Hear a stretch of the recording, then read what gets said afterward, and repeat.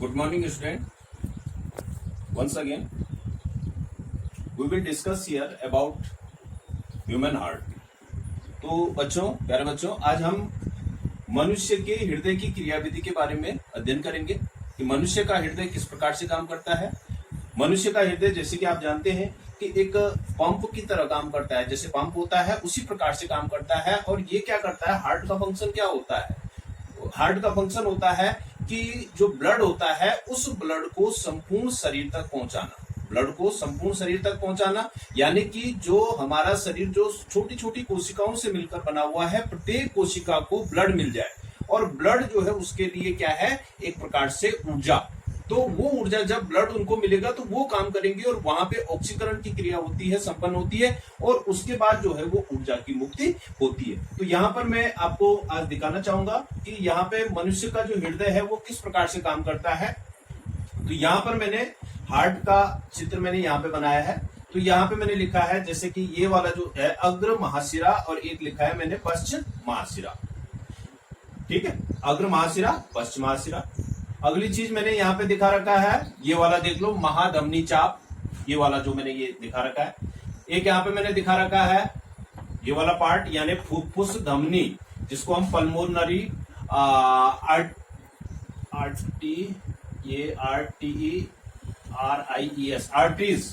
Pulmonary arteries यानी फुफ्फुस धमनी।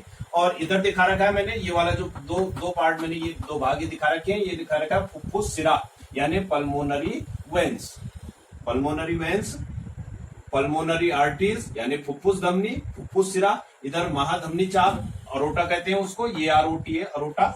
इधर जो है हृदय में, मनुष्य का हृदय जो है वो 4 चेम्बरों से मिलकर के बना हुआ है। 4 चेम्बर इसमें होते हैं, दायां अलिंद, बायां अलिंद, दायां निलय, बायां निलय, यानी 1 2 3 4 4 चेम्बर है इसमें, 1 2 3 4, अर्थात 2 अलिंद होते हैं और 2 निलय होते हैं। दायां अलिंद, बायां अलिंद, दायां निलय, बायां निलय। तो इस प्रकार से अब यहाँ पे इसकी मैं क्रियाविधि आपको समझाता हूं।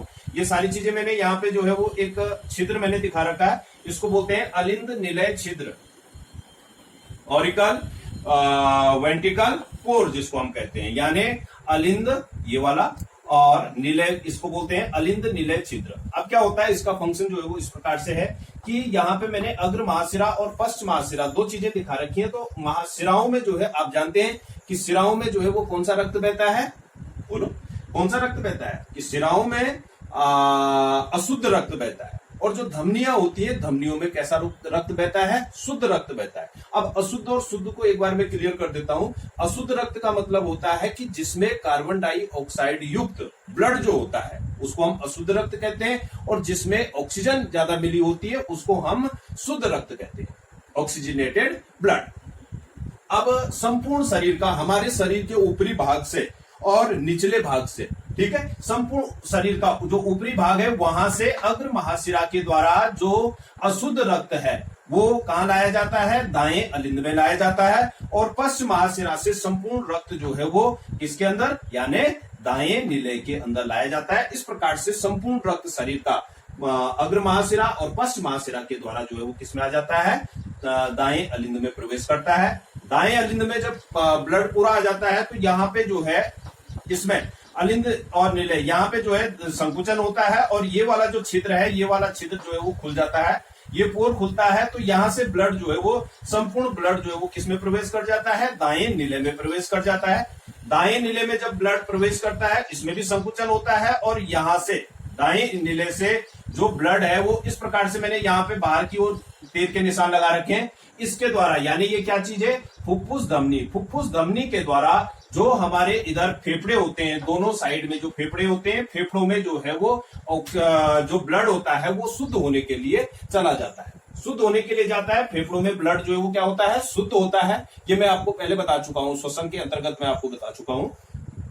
उसके बाद जब पूरा ब्लड जो है वहां शुद्ध हो जाता है तो वो फुफ्फुस सिरा के द्वारा, यहाँ पे मैंने जो है वो अंदर की ओर तीर के निशान लगा रखे हैं, यानी जिसको क्या कहते हैं, पल्मोनरी वेन्स कहते हैं। इन पल्मोनरी वेन्स के द्वारा पुनः जो है वो कहां प्रवेश करता है, बाएं अलिंद में प्रवेश करता है, और बाएं अलिंद से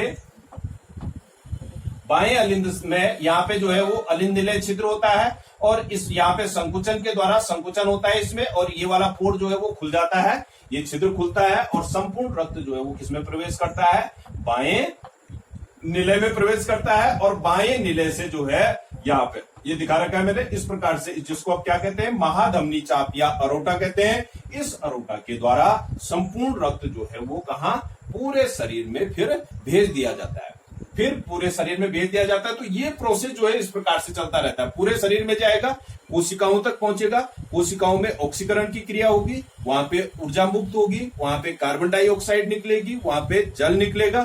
फिर वो कार्बन डाइऑक्साइड युक्त रक्त, जो कार्बन डाइऑक्साइड CO2 वाला रक्त है, वो फिर कहां आएगा, अग्र महाशिरा और पश्च महाशिरा में आएगा।